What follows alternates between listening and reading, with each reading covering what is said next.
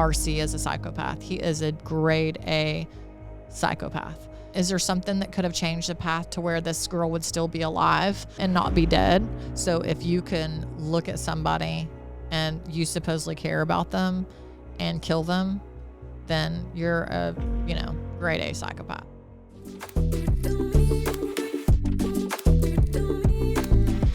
And I was dating a guy a few months back, and I don't know, he told me what his name was, and, But you're pretty good with your dating. I think it's because you always do a background check. Right. But with this a lot of people don't do that, but No. I think it's great that you do that at minimum. Well, right? Here was the problem. This particular guy I was dating, I ran him through my systems, and with the name and date of birth he gave me, he wasn't populating. He said he was from Texas. So all you need is the name and the date of birth, right. typically. Or I could just do the name. I could search it. Yeah, but and then kind of match it with the right. birthday. And I went plus or minus 5 years, and then went by the city that he told me he lived in. And I can't find any with that name or those initials, or no plus or minus with that city. It's not there. How many times have you hung out with this person at this point? At this point, probably I'd been on 6 or 7, 8 dates, right? And so so I go to him and I say, look, there's a reason why. Did you like him? I did like him. Yeah. I mean, there's a reason why I'm going to ask you to show me your ID. And I'll tell you why. I've ran a background check on you. And because, you're not populating in my systems, I have an uneasy feeling.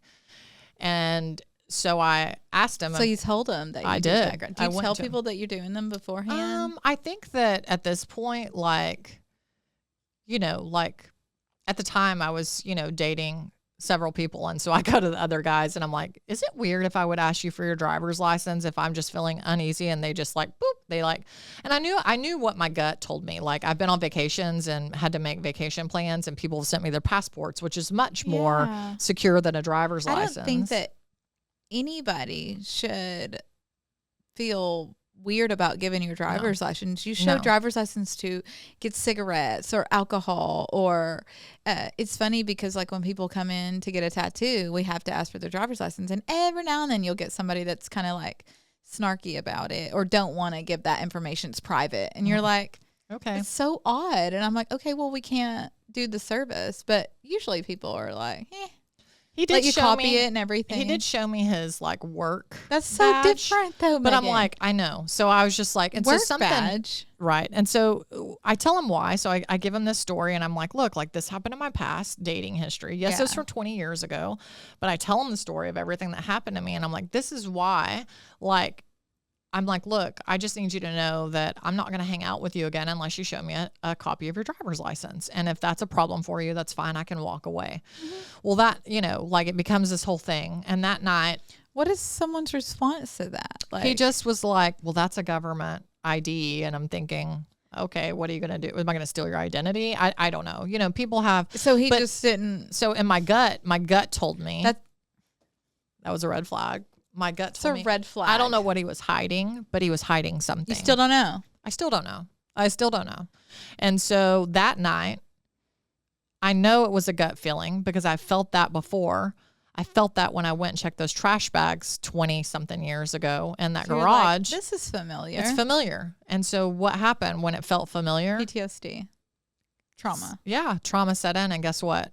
Megan got on Google and decided to... This was the day I'm going to Google RC. I'm going to Google RC. So it made you think about that. Right. And you're like, oh yeah, I haven't done that in a while. Well, it's probably I hadn't done it in 12 to 14 years. When wow. You had a big gap. It was a huge gap, because I'd, kind of made peace with it and gotten past my triggers until I started dating again. Right. And so then it's come up again. Now I'm feeling some type of way, and maybe this guy is not hiding anything, but my gut was telling me he was hiding something. I just didn't know what he was hiding. Right. And so I go to Google RC and I knew his name. I couldn't remember his date of birth, but I just Googled it, and I Googled the state that he lived in, Michigan, and girl, everything just starts popping up. And so I go down a rabbit hole deeper than you could even imagine. Tell us about the rabbit hole. good gosh. So I find out that RC has been, he was in prison. Okay. He was in prison. So he went back to prison. He went back to prison. He was probably released in, I'm going to say 2009, 2010. Okay. From what he had done to me, roughly. And it went back to about 2015. In 2015, he had got a drug charge, and he's in jail on a drug charge, and I guess he's going to commit suicide. He's going to commit suicide and in jail, and he leaves a suicide note. Well, the jailer catches him trying to commit suicide, and he stops it, and he sees the suicide note, so they confiscate it. Okay. They confiscated it, and in the suicide note, it said, I am responsible for Bobby Maples' death. And so I start, Google, it says the lady's name, and I start Googling, like, who is Bobby Maples? And so I find out that Bobby Maples has been missing in 2015, she'd been missing for a year from when he wrote the suicide note. And so she had, I found on Facebook, her family had, made a, please help us find our daughter, our loved one. She's been missing. And talk about parallel. Bobby Maples had a baby 2 weeks before she got killed. And Bobby Maples had, so she had a baby. Her baby was in the NICU, and she was supposed to be going to see her baby in the NICU, and nobody ever saw her again. And it was into December of 2014. So I go down the rabbit hole, I'm reading all the comments on the Facebook group, and then I'm reading everything that happens. And so RC's sister gets into some trouble, and she goes to the police because now she's about to do some time and go to jail. So she says, I know where the body is buried. And so how did she know? She claims on the day that Bobby Maples went missing, she went to RC's house, which was her brother, and he had a large object rolled up in a comforter in his bedroom. And so she said, you might want to go check this animal farm about a mile from his house. And so he had a girlfriend that he lived with, not Bobby Maples, but another girl that he had a relationship with. And so they question her, and she says, well, every time I go to visit him in prison, he's always asking me, has anyone disturbed that piece of property about a mile from the house? And so that was kind of a clue. Well, they go and they find Bobby Maples. Okay. He did in fact bury her. The sister ratted him out, said, I know where she's buried. So they go find her. How does the sister know all this? And can't she get in trouble for this? Clearly she had a part to do with this. So she pled out to get a lot lesser sentence. They used her to convict him. So they go and they exhume the body. Well, RC tells investigators, because he's alive and well, but he's in prison on a drug charge, right? And he's already admitted in this letter that he was responsible for her death. Well, he comes back and says, well, I buried her. And I think the baby she had is my baby, but I need a DNA test. So he thought that her baby was his. And so one would assume, knowing with what I went through with him, that probably he was trying to hide that other relationship that he had. And so maybe he killed her so that the other girlfriend would not find out about her and the baby. So they go and they exhume her body. There was cement over the top. He had buried her about 5-6 feet deep, put cement over her body. And when they exhume her body, she's got a bag over her head. She had duct tape over her nose and her mouth. She was hogtied, and she had tape, like duct tape, all the way around her body. So he is sticking to a story that she died of a drug overdose. He gave her some heroin, and she died of a drug overdose. And her body, it'd been there for over a year, so it was decomposed, right? But the autopsy come back, and she died, of course, of asphyxiation. So I think that's how they got him, was because the bag over her head and the tape. So she was alive. She was alive. Not only did he murder her, he tortured her. because he probably gave her some drugs, but she was alive, and he put tape over her mouth and a bag over her head and suffocated her, and then, kept her body for, I don't know, a day or two, and then went and buried her. And so they did charge him. They did charge RC. They charged him, and he got 18 to 55 years. But here's the crazy thing, 18 to 55. 18 to 55 years. He doesn't have a specific... Second-degree murder. And so not first degree, but he could come up for parole in 2034. That's like 9 years from now. So you're talking about somebody that has shown signs of craziness, clearly, since they're 20-ish, 22, 23, 24 years old, all the way through. So, of course, I call you, I'm freaking out. I'm like, Carrie, I've went down a rabbit hole. Like, everything that I ever thought about him, is true. So the next day it's validating though. Right. It's validating. Not good, but. No, it's not good. It's not good because I clearly I basically dated a murderer. I dated a murderer, and all the feelings that I thought from all the years of him coming back to get me were true. Megan, listen. I know. Listen. I know. It's a red flag. You are red freaking flag. I am a red flag. Have you been to therapy for this? I mean, I probably need to go back. No, you do need to. Yeah, I do need to go back. This is got to unpack some things here. Yeah, I mean. Pickers. Yeah. Trauma. All the things. Women's intuition. Mm-hmm. Man. I know. And here's the thing that saddened me, and I just, it's emotional, right? Because I felt guilt, because I felt and of course I can't control the justice system, but in my head I thought, had they convicted him on the arson, the 20-year sentence instead of just giving him the 7, maybe Bobby Maples would still be here. Yeah. Now she wouldn't have a daughter probably, by him, because so I know I can't change time and I can't go back and fix it, but that's guilt, it's so parallel. Here, basically, that could have been me. But that's so scary. It is so scary. It is so scary. So I called to get a new VPN number, and I called, and I didn't know at the time, but I was talking to the DA. I called a number I found on Google, to get a new VPN number on this case so that I could get contacted and so that I can write the parole board, because I know her family will I've since reached out to her family. I've talked to her sister, and the daughter is not his. So they have done a DNA test, and they thought all along maybe it might be, and that might be why he killed her.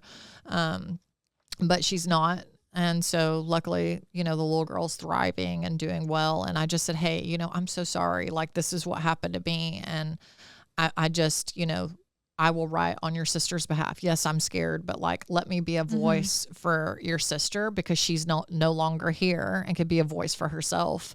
And I will. Anytime he comes up for parole, I'm going to write every time. And I'm, he needs to, I hate to say it, but he needs to die in there, because if not, he gets out again and he's young enough, he'll just kill somebody else. And next time it could be me, it could be me. Yeah. So I'm just, it's a mess, girl. Megan. I know. I'm a walking red flag girl. I'm not laughing No, I know. at you. Yeah. But these stories I know, that you call with sometimes, I know, or that you come up with. How did you know that, when you became friends with me, that you I were did just not know? Yeah, sometimes I don't even know. I didn't know until that was we're gonna happen. Vacationing somewhere and we're in the pool, and you're like, this one time. That and might then be the craziest thing This one I ever time did. at band camp. Yeah. Oh no, that might have been the most craziest thing I've ever done. That's how all your stories start. Oh, and I'm like, yeah. Yes. Yes. Yeah. It's just I feel like I don't even, I got emotional. I talked to my sister, and I'm like, you go down all. Does your sister remember all this? Oh, yeah, of course she does. And I cried, and I'm like, I had sex with a murderer, because it's where your head goes, and then I called Darian, of course, zero empathy from him. And, you did? I'm going to tell you. Yeah, I did. I called him. Why? And I was like, I don't know why, I think because he was there for me in the beginning and when it happened, but in my separation, he told me, he was like, because he would use my past against me. And so he made a comment to me, I think because it was like validation. It was more so validation. I knew he would have zero empathy because he's not empathetic. What did you say and what did he say? Now I'm interested. Well, he told me during our separation, he was angry and mad at me about God knows what, but he basically brought up RC and said, hey, like, you're the crazy one. This is you. You caused him to do everything to you. He is not crazy. Look what you've done to me. Like, now you're doing it to me. Gaslighting. Yes. So you caused somebody to explode your cars, light your house on fire, right, key your car. But that's just how somebody that But I'm like, how it's it manipulation. doesn't justify behavior like that from breaking up with somebody. Right. You know what I mean? Right. It doesn't. So I think me calling him was like, almost like, hey. What did he say? I'm so curious. He just said like, well, I don't need to. He was like, well, you just need to thank Jesus because, you were the one that got away and I don't need to preach to you that, like it was a blessing. And I'm like, yeah. So it's just, it's just a joke, to be honest. But at least I got out and said what I needed to say to him because, that was hurtful. What did you say? Because I did care. I just said like, well, I didn't say like, I'm telling you, but I didn't tell him that day that he said that to me. Like, when you have been told things by a significant other that you loved for so long, you start to believe the bad and you start to believe that you're those bad things. Like maybe I'm the problem. Like maybe I am the crazy one. Maybe this is me. And it took me Googling somebody and realizing that like, no, I'm not. There's I'm a not. character flaw of theirs. Right. I mean, yeah, I'm not what you say I am. I like, he's completely like that guy is clearly a psychopath. Whenever I was talking to the DA and I called her, and of course I got upset. Of course I cried on the phone, and of course it's emotional, brings up all this old feelings again. I'm looking back and thinking back on all the steps, and I'm thinking, is there something that could have changed the path to where this girl would still be alive and not be dead?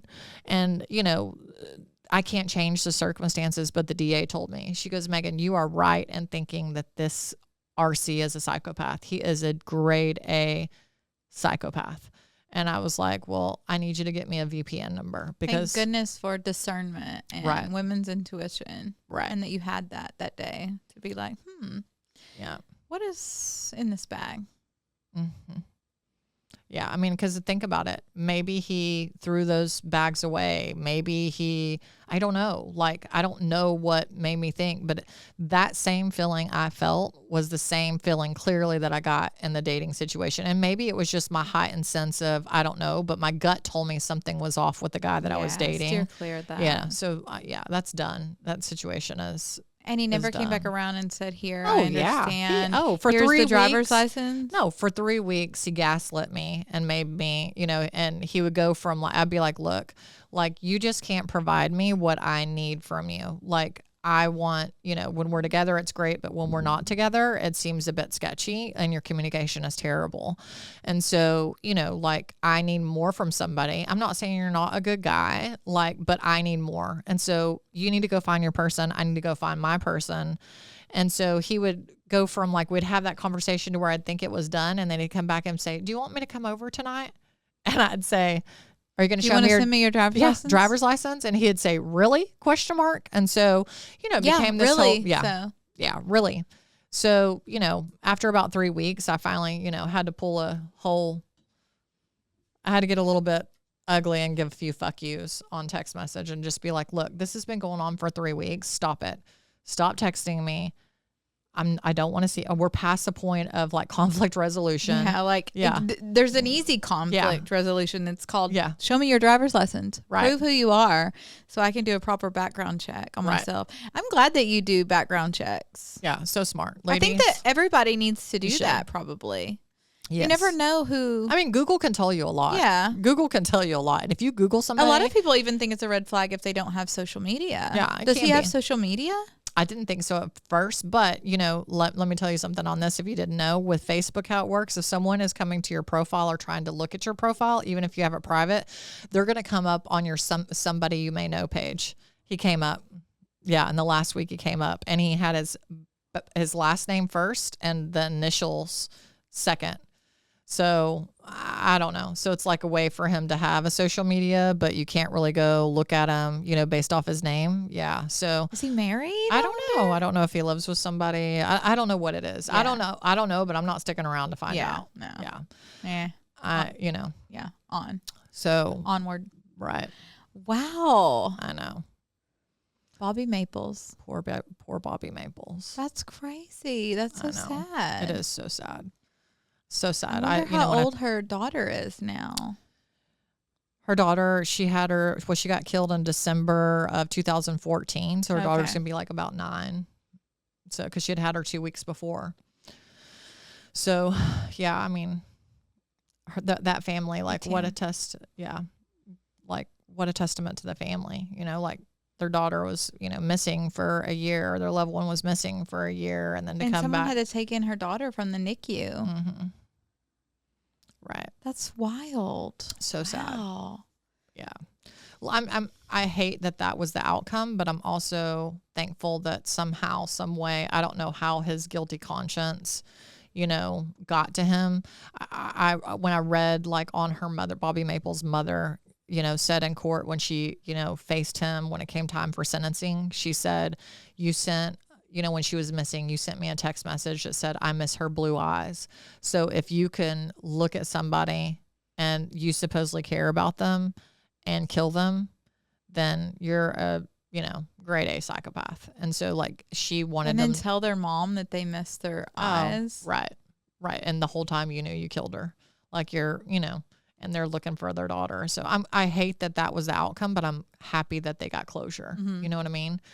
I don't know how his self-conscience, I just don't think that he really has a conscience, clearly. Or when people kill people, I feel like it's just like a whole, like, there's just like a whole, I'm really honestly probably at a loss for words, but it's just, I don't know how his conscience got to him that day to make him want to commit suicide. I am like a God-loving person, and I should never want, you know, like I'm going to have to learn to forgive, you know, to give it up. But honestly, like, truth be told, I wish he would have probably died that day. Just because it's very tormenting. Yeah. It's very tormenting. Mm-hmm. It's very like, you know, so it's like, then I have to go like explain to my son, you know, just a what if scenario, you know. What did he think? Oh, he just looks at me and like, this is my mom, you know, like what in the world, you know, but it's just, I mean, you know, like, I'm like, look, this is why I'm struggling dating, you know, this is why I'm having all these, you know, like, you know, but I know this, I will never settle for craziness, abuse, no all driver's the things. license. Yeah, no driver's license. So if you ain't coming over to my house without, you better have your identification at ready the door, girl, to get in this. Yes, ma'am. We checking IDs to get in this right. party. That's right. Club Meg. I know. My sister said she's about half FBI from now on. I'm like, I'm gonna send her to him. You know, like if it's somebody I'm like getting into send like a sound Stephanie or relationship, Gabe. Yeah, I'm gonna send them, and I'm gonna do like a full on. Give me what you got. Let Stephanie Bring do it to me. FBI, and then let Gabe like Bring it to me. poke at him for a couple hours. Yeah, get him to react. Girl. Whew, I'm getting rid of all those red flags. I'm over here sweating. Had to wear my hater shades today in case I cried. I mean, what in the world? That is a crazy story, Meg. So crazy. Very interesting. So crazy. I'm going to have to think of one of my crazies for next time. Yeah, I got plenty. I'm going to need you to bring it. I have plenty. I'm going to need you to bring it. Well, with all that said, ladies, I would recommend on getting a background check on anyone you date. You know, how does one do that, Megan? You know, I use a system that I use called Public Data. Google is helpful. Put them on that. Are you dating the same guy? You know, on Facebook. They got all the tea. Yeah, on there. like it's posted anonymous. You know, put them on there and just see if, you know, like see what populates. If nothing but I mean, image search. Yeah, do an image search. I did a reverse image search on him. I did one too. Yeah, and it didn't populate any. Yeah, so I'm like, no. That was weird. I was like, nothing came up for him except for like a Nigerian guy, like from a different country that looked similar. And I was like, his phone went to like a completely different person. Like the phone number went to like a completely different person. And I found that person on Facebook. And I'm like, well, you're like, nothing's connecting. No, you're not even the same ethnicity. You're definitely hiding something. Yeah, for sure. Yeah. So, wow. I'm done on that, girl. Wow.